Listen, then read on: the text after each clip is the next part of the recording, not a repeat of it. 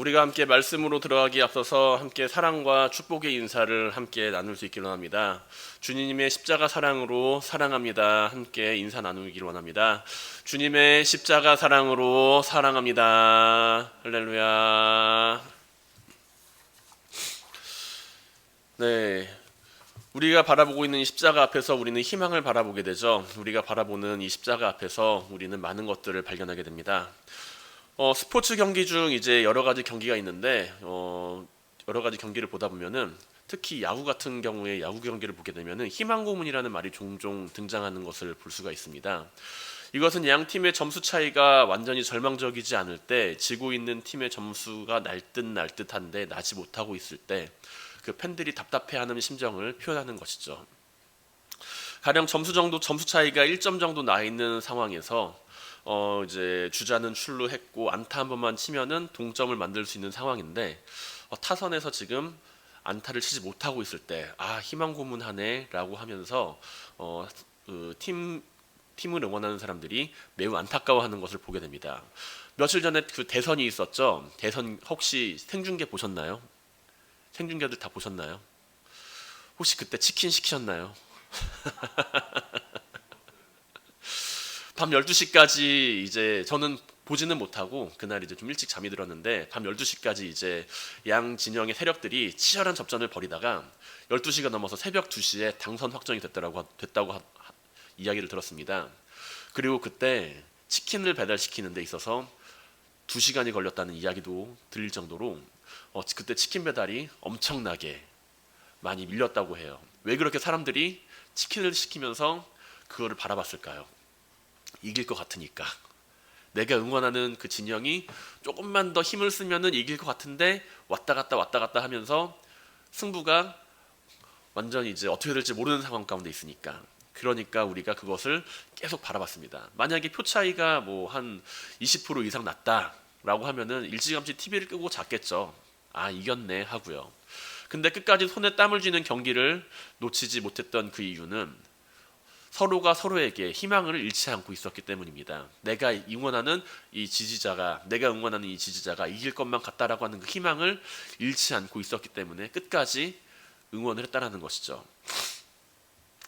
스포츠 경기가 됐든 어떤 경기가 됐든 이제 우리가 바라봤을 때, 그런데 이제 손에 땀을 쥐는 그런 경기는 당사자들한테는 조금 힘들지는 모르는데 그것을 보는 사람들 입장에서 가장 흥미진진한 경기는요, 큰 점수 차로 이기는 경기가 아니라 이렇게 박진감 넘치는 경기가 있을 때 우리는 그것을 매우 재미있게 바라보게 된다는 것입니다.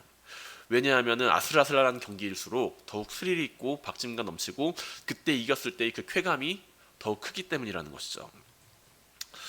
과연 이 팀이 이길까 아니면 역전을 하게 될까 궁금함을 가지고 끝까지 그 경기를 지켜보게 된다는 겁니다. 이처럼 우리는 우리의 삶 속에서 희망이라는 것을 가지고 살아갈 때 그 삶에 활력이 넘치는 것을 바라볼 수가 있습니다. 성공에 대한 희망이 있을 때 우리는 삶에 있어서 원동력을 가지게 되죠. 우승에 대한 희망, 미래에 대한 희망, 우리 주변에는 희망을 품고 살아가는 사람들의 모습을 종종 발견하게 됩니다. 그런데 이 희망이라고 하는 것이 점점 시간이 지남에 따라서 다른 것으로 바뀌게 돼요. 뭐로 바뀌게 될까요? 희망이 바뀌게 되면 안주가 됩니다. 희망이라는 것이 처음에는 막 이제 나를 움직이게 하다가 그것이 좀 안정적인 궤도로 바뀌게 되면 그게 안주하게 된다는 것이죠. 그리고 안전을 찾게 됩니다. 희망보다는 나이가 들수록 우리는 안전함을 찾게 된다는 거예요. 그런데 우리의 삶 가운데 안전함만을 찾게 되고 희망이 잃어버리게 되었을 때 우리의 삶은 그와 동시에 무료함에 빠지게 됩니다. 안전함에 빠지게 됨으로써 내 삶은 잘 굴러갈 수 있을지는 모르지만 좀 무료하게 된다는 것이죠. 그러면서 쓱 다른 곳에 시선을 돌리게 되고 우리의 삶이 다른 것을 좀 바라보게 된다는 거예요. 오늘 본문에 등장하는 세례 요한의 메시지 바라보게 되면은 매우 이제 사람들을 향하여 호되게 야단치는 것 같은 메시지를 우리는 발견하게 됩니다. 희망과는 조금 거리가 있어 보이죠. 회개하라, 너희는 회개하세요. 천국이 가까이 왔습니다. 이 말을 듣고서 좋아할 만한 사람이 과연 얼마나 있을까요? 권사님 회개하세요. 집사님 회개하세요. 장로님 회개하세요. 목사님 회개하세요. 이런 이야기를 들으면은 그 말을 듣고서 기분 좋아할 만한 사람은 아마 많이 없을 겁니다. 왜냐하면 그 말을 듣는 순간 뭐 네가 뭔데 나한테 회개하라 말아야 라고 생각을 하게 된다는 것이죠. 오히려 화를 내거나 그 말을 무시할 수도 있습니다. 가끔 가다가 이제 서울역이나 명동거리에 가면은 이런 분이 꼭 계세요. 앞에다가 빨간색 이제 팻말을 딱 들고 한 손에다가 십자가를 딱 들고 천국지옥, 불신지옥, 예수천국, 예수천당, 불신지옥 그 말을 외치면서 예수 믿으세요 하면서 돌아다니시는 분을 보신 적 있을 겁니다. 많은 사람들은 그런 분들을 피해가요. 네가 뭔데 그런 이야기를 하고 그래 라고 하면서요. 그런데 오늘 본문에 등장하는 세례 요한이 하는 메시지가 선포되었을 때 우리는 이것과는 조금 다른 상황을 마주하게 됩니다. 세례 요한의 메시지가 선포되었을 때 사람들은 어떻게 했느냐 하면은 세례 요한이 회개하라 천국이 가까이 와라 가까이 왔다 라고 이야기했을 때 사람들은 도망치지 않았어요. 오히려 세례 요한에게 가까이 나아와서 그 앞에서 세례를 받고 자신의 죄를 회개하는 것을 바라보게 됩니다. 회개하라 천국이 가까이 왔느니라. 우리가 생각하는 것과는 조금 다른 모습으로 사람들은 세례 요한의 말을 마주했다라는 것이죠. 세례 요한의 그 선포에 반응을 했다라는 것입니다. 세례 요한의 그 선포를 듣고서 많은 사람들이 요단강으로 나와서 세례를 받으며 자신들의 죄를 회개하고 있다라는 거예요. 놀라운 일이죠. 만약에 우리가 복음을 전하면서 예수님 믿으세요, 예수님 믿고 구원받으세요 라고 이야기를 할 때 사람들이 이렇게 나와서 내 말을 듣고 따라주면 얼마나 좋을까요? 그런데 그것도 아니고 회개하세요, 천국이 가까이 왔습니다 라고 하는데 사람들은 어째서 세례 요한의 말을 듣고서 찾아왔던 걸까요? 마태복음 3장 5절에서 6절 말씀은 오늘 장면 세례 요한이 선포한 그 말씀을 듣고 사람들이 나타낸 반응을 나타내 보이고 있습니다. 마태복음 3장 5절에서 6절의 말씀 우리가 한 목소리로 함께 봉독해 볼 수 있길 원합니다. 함께 봉독합니다. 이때 예루살렘과 온 유대와 요단강 사방에서 다 그에게 나와 자기들의 죄를 자복하고 요단강에서 그에게 세례를 받더니 아멘. 어째서 사람들은 세례 요한의 선포에 대해서 이렇게 반응을 했던 걸까요? 어째서 사람들은 우리가 생각하는 것과는 반대로 회개하세요 라고 하면 다 도망갈 거라고 생각을 했는데 어째서 그 말에 대해서 이렇게 나아와 자신들의 죄를 자복하고 세례받으며 세례 요한의 앞에 나왔을까요? 그 이유는 사람들은 세례 요한의 이 선포 앞에서 삶에서 희망을 발견했기 때문입니다. 세례 요한의 선포 안에서 우리는 성경 안에 등장하는 놀라운 하나님의 역사를 발견할 수가 있습니다. 바로 하나님께서 행하시는 놀라운 일들이죠. 멸망당해야 할 마땅한 상황 가운데서도 하나님께서는 그들이 회개하며 나갈 때 자신의 심판, 하나님의 심판을 미루시며 나가는 분이라는 사실입니다. 세례 요한의 이 선포, 세례 요한이 한 이 선포, 회개하세요. 천국이 가까이 왔습니다. 회개하세요. 여러분들의 죄를 회개하고 하나님 앞에 가까이 나오세요. 라고 하는 이 선포는 세례 요한이 했던 그 특별한 메시지가 아닙니다. 성경 안을 살펴보면 우리는 수많은 동일한 메시지를 발견할 수가 있어요. 요나가 니느웨 백성들을 향하여 선포했을 때 그들을 향해서 어떠한 말씀을 선포했나요? 그들을 향하여 축복의 말씀을 선포했나요? 아니죠. 너희가 회개하지 않으면 사흘 안에 이 큰 성읍이 멸망할 것이다. 회개하라. 하나님 앞에 가까이 나아오라. 라고 이야기를 합니다. 이사야 선지자가 선포했던 그 말씀을 살펴보면 이사야 선지자는 그들에게 축복의 말씀을 선포하지 않았습니다. 회개하세요. 이스라엘 백성들아 회개하세요. 그 말씀을 선포했다라는 것이죠. 요엘과 아모스, 여러 구약 선지자들은 일관되게 사람들에게 회개를 선포합니다. 동일한 메시지예요. 회개하고 하나님께 돌아오라고 하는 메시지입니다. 이처럼 세례 요한은 회개하라 천국이 왔다라고 하는 그 메시지, 그것이 단지 세례 요한이 했던 그 특별한 메시지만은 아니었어요. 하지만 사람들은 그 안에서 희망을 발견합니다. 물론 천국이 가까이 왔다라고 하는 그 메시지가 사람들에게 조금 희망적으로 들릴 수 있을지는 모르겠지만 몇 날 몇 시에 천국이 다가올 겁니다 라고 하는 메시지가 아니라 막연하게 천국이 가까이 왔다 라고 하는 메시지는 사람들의 마음을 그것만 가지고서는 움직이기는 조금 무리가 있었다라는 것이죠. 세례 요한의 선포와 구약 선지자들의 선포 안에서 우리는 천국을 바라보는 것이 아니라 하나님을 바라볼 때 그 안에서 희망을 발견할 수가 있습니다. 우리가 천국을 바라보면서 회개하라 천국이 가까이 왔다 라는 말씀을 바라볼 때 그 안에서 희망을 발견할 수 있는 게 아니라 우리가 하나님을 바라보면서 회개하라 천국이 가까이 왔다 라는 그 말씀을 바라볼 때 우리는 그 안에서 희망을 발견할 수 있다는 것이죠. 왜냐하면 회개하라는 그 메시지는 단순히 너희는 회개해야 한다 라는 차원에서 끝나는 것이 아니라 하나님께 희망을 두라 라는 희망의 메시지를 함께 내포하고 있기 때문입니다. 구약의 선지자들은 어째서 사람들에게 회개하라고 이야기를 하였나요? 이사야 선지자, 아모스 선지자, 요엘 선지자, 그리고 요나 선지자, 왜 하나님께 회개하라고 이야기를 하나요? 단순히 회개하라는 것이 아닙니다. 너희가 하나님께 희망을 두라는 것이죠. 너희가 하나님께 희망을 두라라고 하는 그 말씀, 우리가 회개하라는 그 말씀 안에서 그 메시지를 찾지 못한다라고 한다면 우리는 회개하라고 하는 그 말씀에 대하여 매우 민감하고 반항적이고 그리고 내 마음이 분이 차오르는 상태로 그 메시지를 받을 수밖에 없습니다. 너희가 회개하고 돌아오면 하나님께서 너희를 버려두지 않으신다라고 하는 그 말씀을 우리가 발견하지 못한다라고 한다면 우리는 회개하세요라고 하는 그 메시지를 받을 때 분노할 수밖에 없다라는 것이죠. 많은 경우에 우리는 이 시대를 살아가면서 희망이 없는 세대, 우리는 삶의 희망을 잃고 많은 것을 포기하며 살아가는 세대라고 이야기를 합니다. 많은 것이 갈라지고 있고 많은 것이 분열하고 있고 많은 것들이 분열되고 있는 사회라고 이야기를 하고 있죠.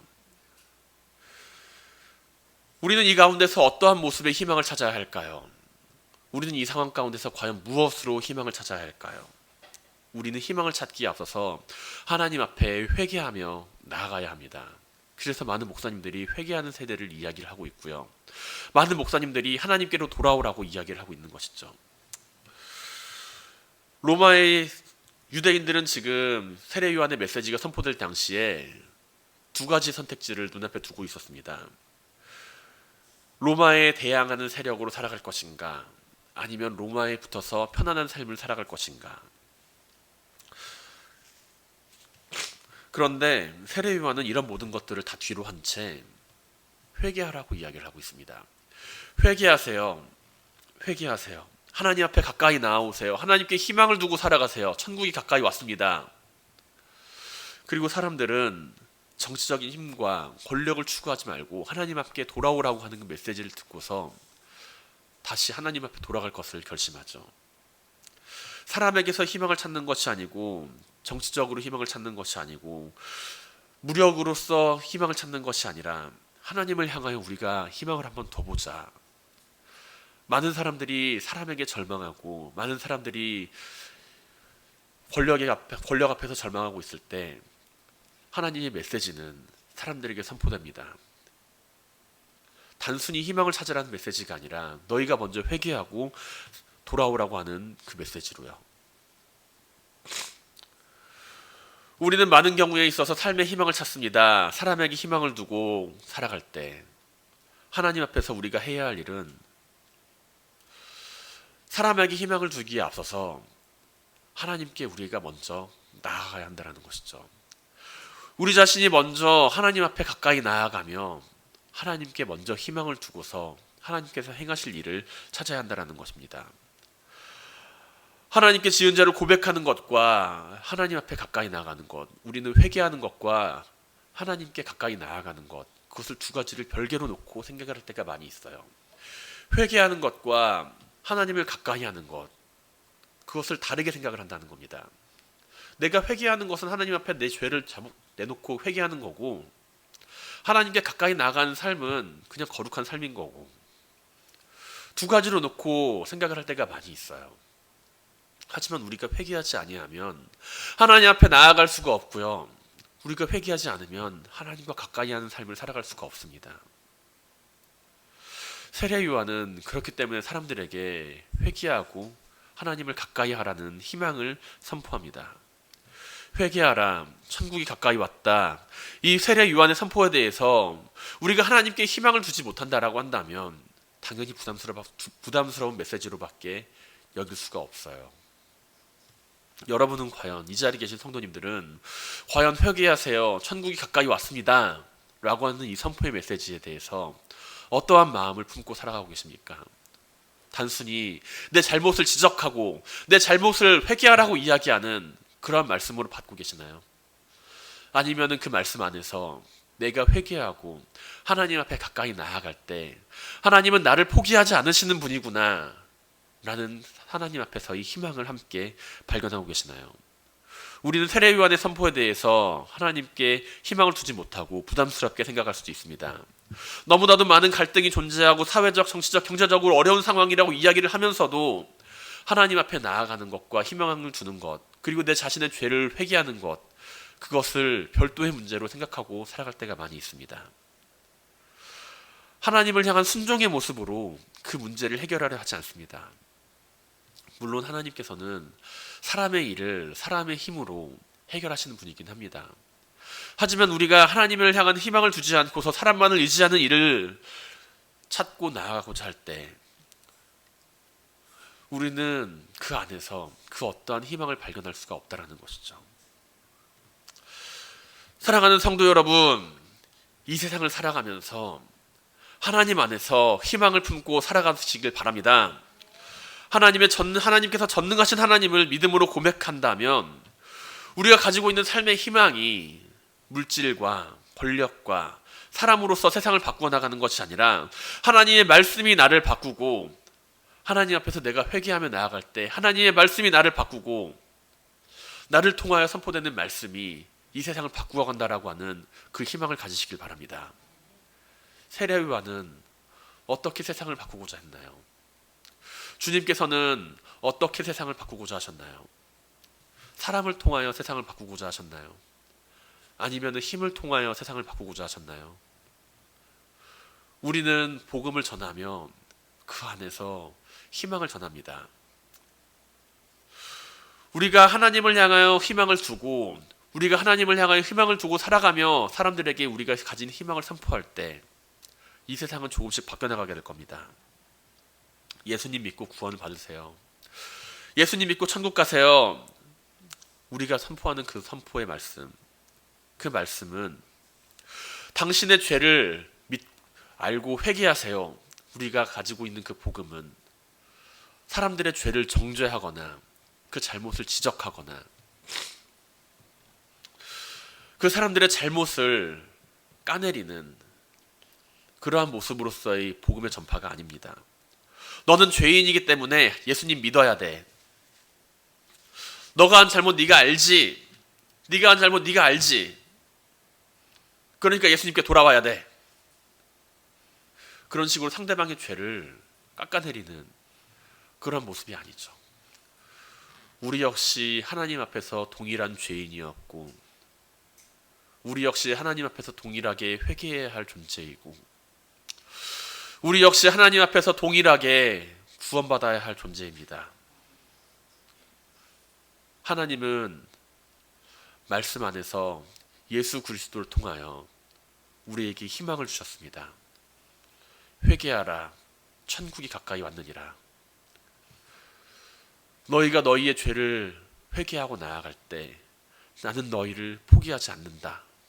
그 말씀을 우리는 발견할 수가 있어야 합니다. 우리가 선포하는 그 메시지, 복음의 메시지는 희망을 전하는 메시지임을 기억하시기 바랍니다. 하나님에 대한 믿음을 가지고 있는 자는 그 안에서 하나님을 통한 희망을 가지고 살아갑니다.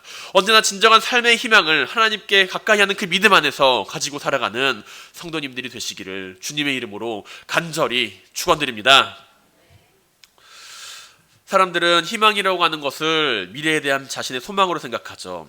자식이 있는 사람들은 자식에 대해서 미래에 대한 희망을 가지고 살아가고 직장 상사에 대해서 내가 희망하는 것이 있을 수 있고 내가 내 앞날과 내 미래에 대해서 희망하는 것이 있을 수 있습니다. 그런데 우리가 희망하는 것이 만일 미래의 이야기를 담고 있는 희망이라고 이야기한다면 우리는 그 안에서 하나님을 통해 우리의 희망을 발견해야 합니다. 아무리 우리가 계획하고 준비한다 하더라도 결국 그 일이 이루어질지 이루어지지 않을지는 나는 몰라요. 지금 이 순간 과연 무슨 일이 앞으로 벌어지게 될지 단 1분 1초 앞의 상황도 우리는 알지 못하고 살아갑니다. 그러나 우리는 막연한 미래에 대해서 희망을 가지고 살아가고자 하죠. 왜 그런 희망을 가지고 살아가나요? 무엇 때문에 그런 희망을 가지고 살아가나요? 단순히 내가 잘 살기 위해서 그런 희망을 가지고 살아가나요? 단순히 내가 내 앞가림을 잘하기 위해서 그런 희망을 가지고 살아가나요? 한치 앞을 모르는 세상에서 내가 내 자신의 일만을 바라보면서 삶의 희망을 두고 살아간다면 그건 편협한 시각만을 바라보면서 살아갈 수밖에 없습니다. 어찌 보면은 우리는 앞으로도 많은 삶의 희망을 가지고 살아가게 될 거예요. 하지만 우리가 찾는 그 삶의 희망이 잠깐의 소망을 바라보면서 살아가고자 한다면 그것이 지나갔을 때 나의 삶에는 더 이상 희망이 없는 삶이 됩니다. 그 사실이 지나갔을 때 내가 바라고 희망하는 것이 지나가게 되었을 때 더 이상 나의 삶에는 희망하는 것이 없게 됩니다. 잠깐의 낮잠처럼 일장춘몽으로 사라지게 될 것에 우리는 희망을 두고 살아갈 때가 많이 있습니다. 하지만 우리는 그 모든 것보다 앞서서 하나님 안에서 희망을 가지고 살아가야 하죠. 예전에 한창 유행했던 TV 드라마가 있습니다. 스카이캐슬 혹시 들어보신 적 있으세요? 스카이캐슬 아마 한 번쯤은 다 들어보셨을 거예요. 이걸로 인해서 많은 목사님들이 설교도 했고요. 많은 목사님들이 이걸 예화를 통해서 이제 말씀도 선포했고요. 그리고 안 본 사람은 그걸 다 몰아보게 할 정도로 한번 보면은 계속 몰입감에 빠지게 되는 아주 잘 제작된 드라마라고 생각을 합니다. 사회적으로 명망 있는 의사, 변호사와 같은 성공한 사람들이 등장해서 돈도 많이 벌었지만 그 자식들의 교육에 있어서 그 교육을 이제 어떻게 시키느냐, 그 일에 대해서 많은 것들에 대해서 갑론을박이 벌어지는 그러한 드라마였죠. 결국에는 뭐 다들 해피엔딩으로 끝나긴 했지만 그 모습 안에서 우리는 자신이 이루고자 하는 것을 무조건 이룬다고 행복이 찾아오는 것은 아니라는 것을 바라보았습니다. 아무리 크고 높게 지은 그 성이라 하더라도 결국에는 무너져 내리는 것은 자신이 가지고 있는 헛된 희망 안에서 삶의 소망을 찾았을 때, 육신의 정욕과 소망만을 따라서 자신의 삶을 찾았을 때 그 모든 것들이 사라지게 되고 사람이 망가지게 되는 것을 바라보게 돼요. 그리고 아이러니하게도 그 스카이캐슬이라고 하는 그 드라마 역시 그 당시에 최고의 시청률을 기록을 했지만 지금 제가 여러분에게 이야기하기 전까지는 아마 여러분들의 기억 속에서 더 이상 떠오르지 않는 드라마였을 겁니다. 유명세를 떨치고 당시에 상대할 만한 드라마가 없을 정도로 이야기하고 그곳에서 등장했던 그 여러 연예인들이 인터뷰도 하고 TV에서 많이 등장했던 그 스카이캐슬, 그 드라마 역시 이미 우리의 기억 속에서 사라진 것을 바라보게 됩니다. 우리는 세상을 살아가면서 어떠한 희망을 가지고 살아가나요? 사라질 것에 대해서 희망을 가지고 살아가나요? 회개하고 하나님 앞에 나아가면서 어떠한 것에 대해서 우리는 희망을 두고 살아가나요? 우리는 영원히 사라지지 않는 것에 대해서 함께 희망을 두고 살아가야 합니다. 우리가 전하는 그 복음 안에서 하나님을 향한 그 희망의 메시지가 함께 담겨져 있습니다. 복음의 희망은 우리가 움직이지 못할 때 우리를 움직이게 하고요. 아무런 희망이 없는 것처럼 보이는 곳에서도 우리를 살아있게 만듭니다. 에스겔 37장에서 성경은 다음과 같이 기록합니다. 함께 우리가 말씀을 봉독하도록 하겠습니다.